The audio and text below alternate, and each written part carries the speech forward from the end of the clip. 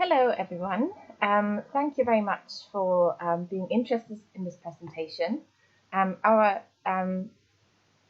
presentation, this is me, Elke Weissmann, and Belinda Tyrrell from the University of Liverpool, and we're collaborating with Wavertree as well and the British Academy. And our presentation is called Ripple Effects Disseminating Local Climate Action via Television. And it's part of a British Academy funded project called Community-Led Television, Local Voice and Climate Action. So the larger aims of the project is to understand how local communities come to shared understandings on climate action. And we're doing this with a community group, which is based in Wavertree, which is in Liverpool, the United Kingdom. And we're working with them on basically developing climate assemblies and then filming them and then seeing if that helps to disseminate the kind of conversations about climate change further. Because usually it's a small number of people who are very active, but a larger group of people might also want to be involved, or indeed they might not be involved at this point, but could become involved at a later stage. So we want to understand if local television, if it were reimagined as public service television in the UK, would be able to disseminate these understandings and motivate more people. The aims of today's presentation is to introduce the project as a whole and discuss the theoretical background and start to present some very early findings. The project was only green-lighted in mid-January, and we only got ethical clearance at the beginning of March. As a result of that, we're still in the very early stages of the project.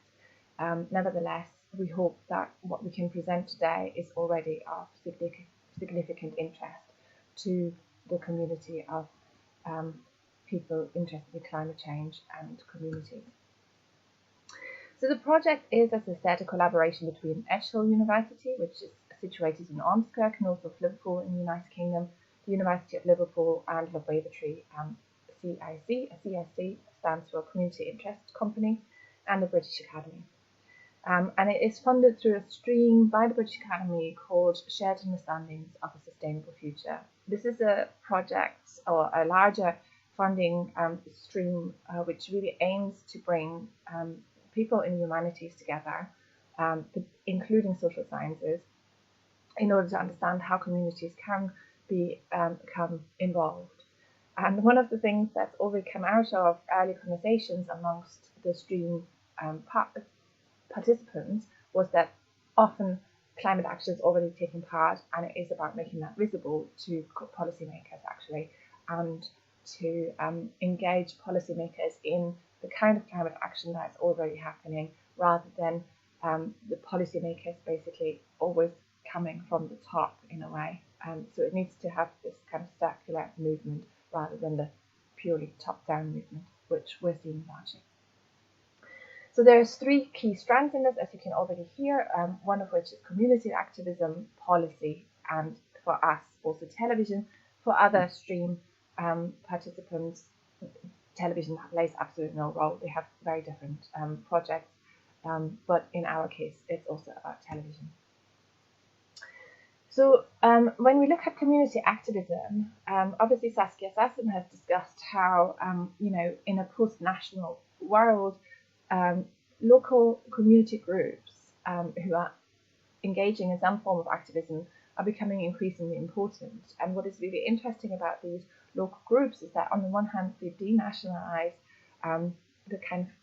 they participate in denationalization because they really take the emphasis onto the local away from the nation state. But they also connect to other activities by other community groups, and often these are worldwide community groups or groups elsewhere, basically, as she puts it. So they are both emphasizing the local and at the same time emphasizing the global, because there's a sense of interconnection amongst global activist groups or local activist groups that come together globally, basically. And this is something that we're really interested in as well, how in a way we're in a process through emphasizing local community activism, how local communities can really shape policy as well, and how maybe politics needs to engage with local community groups more in order to become more effective. This is particularly important in a place like the UK, which has the first past the post voting system.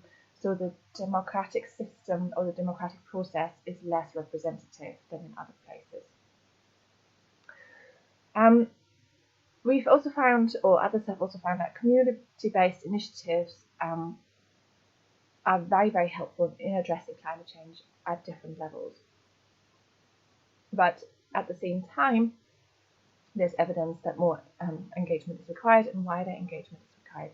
So as I've kind of indicated already, there's often a small number of people who are very, very active, and they really engage with issues of climate change. So you might have heard of Extinction Rebellion, obviously, and Extinction Rebellion is very, very active in drawing attention to climate change and the need to act now. And so their campaign is really about forcing a policy change quite strongly, but also engaging a wider community and really driving it home to the population at large how important this topic is.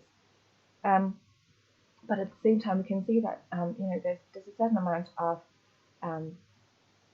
pushback from the wider population. Not everyone is involved, and so it is the problem. The problem that we have is that it tends to be a small number of people engaging rather than everyone engaging. And what we really need is this everyone engaging, basically. But community activism becomes actually particularly important in under-resourced areas where climate change is not massively high amongst other priorities of funding. And Liverpool is a really good example of that. Liverpool is a relatively poor city in the northwest of England. Funding has been cut significantly over the years and diverted to other places. This is part of the austerity agenda of the current Conservative government.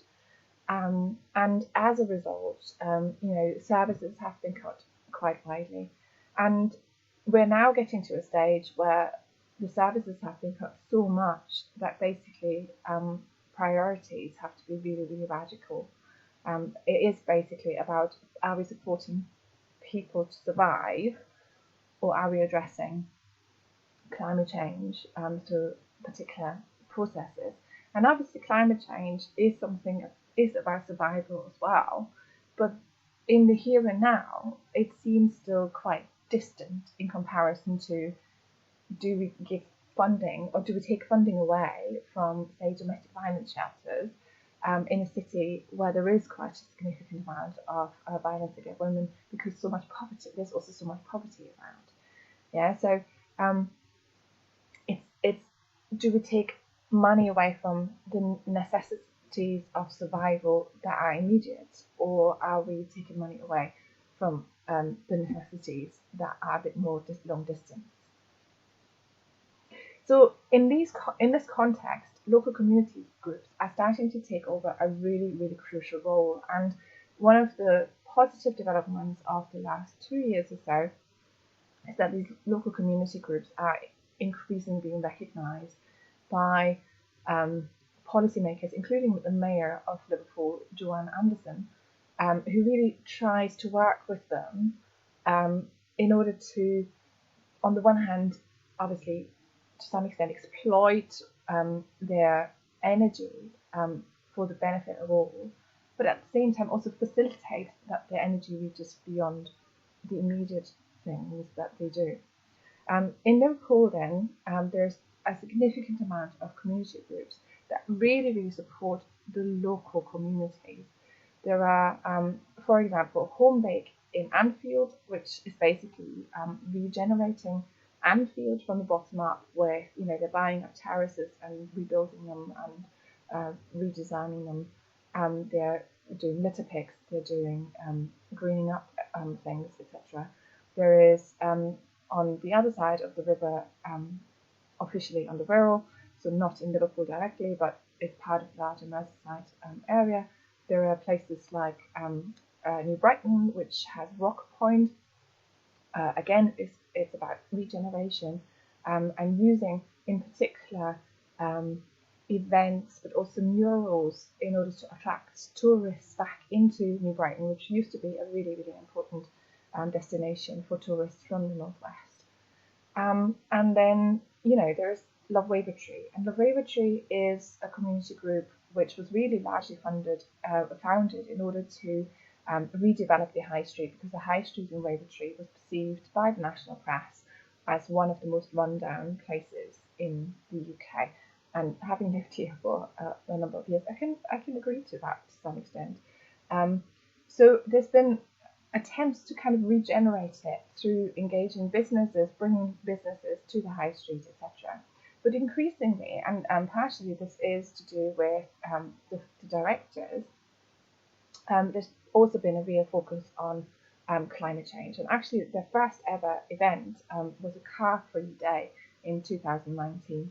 And that was really about emphasising, the need for active travel, but also about emphasising that if we do emphasise other forms of travel than car, it has a massive impact on the local community in terms of the experience of living there. This has then led to things like we have an air pollution monitor on their shop, which is on the high street. But they also, they do litter picks, and they've supported local community groups in terms of cleaning up alleys, reclaiming empty pieces of land, etc. So these things are really, really important. Oh yes, the food waste initiative is also really, really important, also from a point of view of poverty, because we do have a high rate of people in poverty in particularly in the Picton ward of Wavertree. So we're working with a group called Food Share, who basically collect unwanted food from the supermarkets and bring them to the shop, and people can come to the shop and basically buy 10 items for very, very, very little money.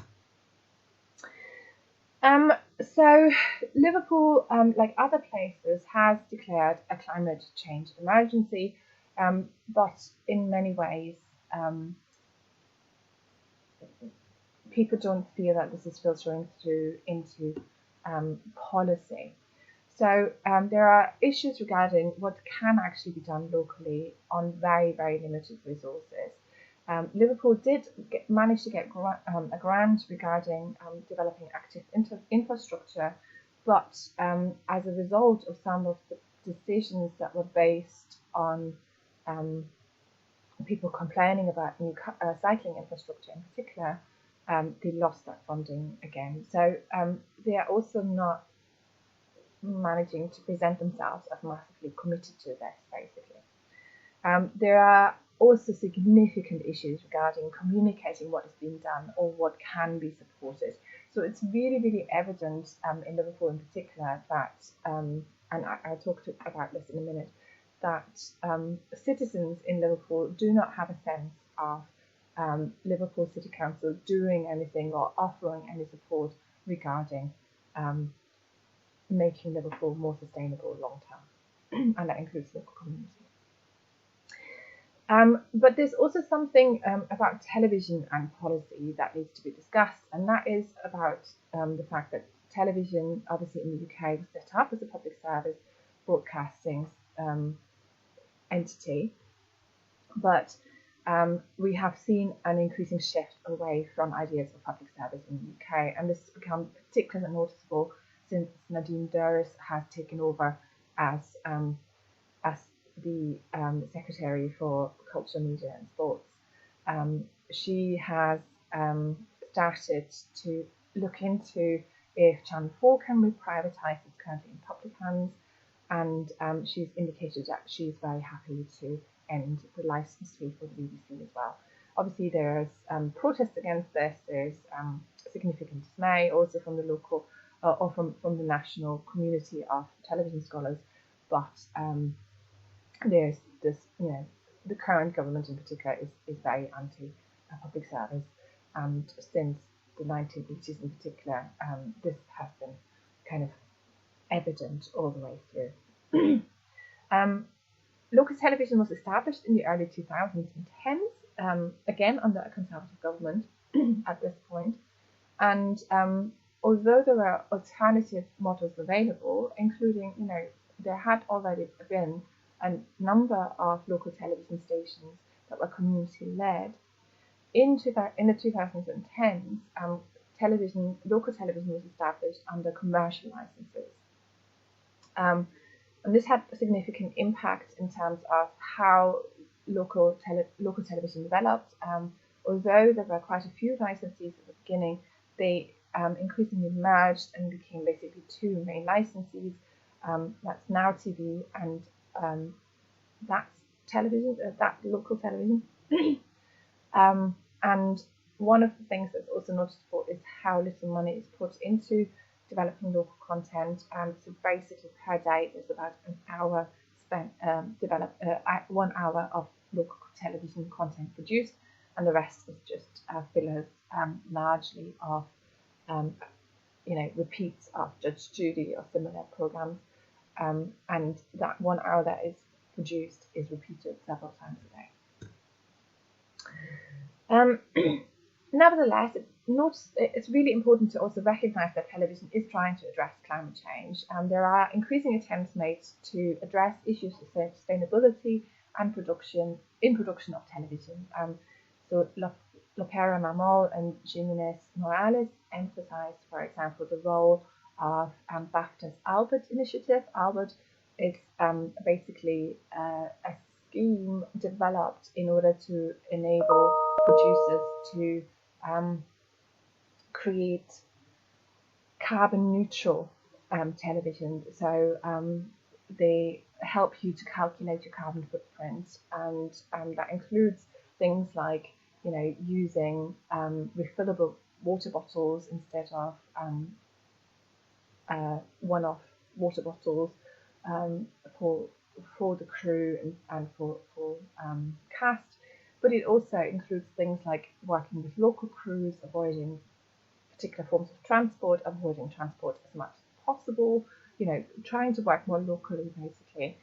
And this has led to quite positive changes in the production of television. But it is just one element that television needs to address in relation to climate change. There are attempts to address climate change as a topic in television, and Furuset or have highlighted that Norwegian television has done that quite well, largely as a result of the kind of melancholic kind of mood that we're all very familiar with, particularly through Nordic noir. So ideas of climate change can be communicated quite well through that particular mood. But what I find really interesting is what Brash argues in his 2015 piece. He basically points to the need of specific imagery, as not everything encourages civic action and involvement. And he highlights that basically particularly the negative images can lead to a sense of being overwhelmed by these images and feeling helpless. So he argues, heeding the social scientists' warnings about the helplessness-inducing effects of negative images means that more pictures are needed of specific solutions and adaptations that will shape the world of tomorrow. And that includes, showing more people cycling, for example. So yeah, I've kind of addressed all of this. But basically, one of the things that I should also quickly mention is that local television, there are alternatives to these commercial systems that exist in the UK. And in particular, there are community-led television stations in Canada, Germany, and the USA, but also elsewhere. I grew up in Germany, and I was involved in a local television channel in Germany. And I'm hoping to use some of those ideas, but with a bit of a twist, in order to bring that to the local community in Wavertree. So what we're doing is basically we are trying to develop climate assemblies to gauge local community concerns and interest in climate action. We will be recording these and create a documentary series of lifestyle and a lifestyle television program, which will be based around food and potentially recycling as well. This will be disseminated via newsletters, screenings, and websites. And as a result, what we want to find out is if local television can take community action beyond those who actually participated in the climate assemblies. The project is bookended by 2 surveys, and we've just we started the first survey. We're not quite finished yet, but we're getting to the end of the first survey, and there will be a second survey at the end of the project. And basically, as part of the early findings, we have found that television is not perceived to be massively helpful in informing citizens about climate action, and that obviously is a massive problem, something that needs to be addressed more widely. Television is perceived as too tame, and here I have 2 responses from participants. Ethical green capitalism is impossible, and TV isn't going to be a voice for deconstructing that. Attenborough, etc., just do a low-level, gradual, time is running out messages. Time has run out, and gradually making people aware is not a viable option. And participant 6 says, some adverts have started to incorporate climate messaging, but suspect mostly greenwashing. So it's quite interesting that basically what we hear in these 2 particular examples, and these are the most vocal, but they're really not the only ones, what they emphasize is that television they do see what television is doing in many ways, that there are climate messages coming through increasingly, but that the problem of these climate messages is that they are either too tame or that they're participating in a form of greenwashing. And this points to really, really critical readings of television, and also for a wish for television to be much more in your face and to be much more engaging with the issues of climate change. So when we asked what television has tackled climate change, what has been mentioned is the news and David Attenborough. And that is clearly pointing to the fact that on the one hand, you know, when we think of the news, it's usually bad news about climate change, isn't it? So that's the negative images, and that is what Brash has pointed to. But with David Attenborough, the point that he raises, it's always about the natural world and, you know, conserving the natural world as in order of beauty and diversity.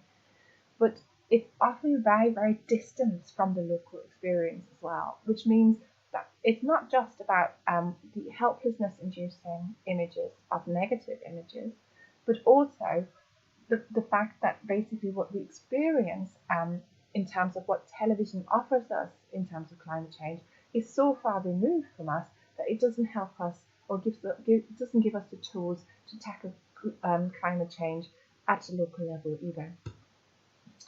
So in terms of local knowledge and climate change, the local council is not experienced by our participants at all as doing enough. There's been a real, you know, there's a sense of frustration actually coming out of those surveys so far. There's a wish to see a host of changes, from planters via low traffic neighbourhoods to retrofitting housing and many, many more things. And the local media are also not perceived to be effective in communicating local action and initiatives. And here the Liverpool Echo plays a major part. Liverpool Echo is one of the few newspapers, local newspapers, that have kind of survived the cold local newspapers in the United Kingdom. The United Kingdom largely has national newspapers, and they are struggling as well. But Liverpool has a relatively strong history of the Liverpool Echo. I think partially this is because of the Hillsborough disaster, because the Hillsborough disaster basically represented people from Liverpool in such horrible ways, or, you know, the tabloids in particular represented the Hillsborough disaster in such ways as to really make people from Liverpool look very bad, and as a result, there's a much more inward-looking approach to media. So the Liverpool Echo is doing comparably well in comparison to other places, but Local television is also surprisingly used, but not as much used as you would think, basically. So there are options, and there's definitely ways of moving forward. And I am speaking to people from the Liverpool Echo and seeing if they can. And there's one reporter in particular who I would really like to praise at this point, who wants to report on this, but the editors feel this is not right. So there's quite interesting dynamics going on, basically. So basically, overall, what you hopefully see is that there is a wish for more local action. There's a real sense in those surveys that the local community wants more. They are doing their best. They want to see more happening. They want to see more happening, particularly from the council. But also, there's quite clear evidence that local media need to become more effective in communicating local concerns, both from the point of view of communities, but also from the point of view of the council, because at the moment the council is presented or perceived by the survey participants as being completely and utterly ineffective in tackling climate change. If you have any questions, please don't hesitate to get in touch. I'm really looking forward to hearing from you. If you have any feedback, please do let us know as well. Wishing you all the best and have a lovely conference. Thank you.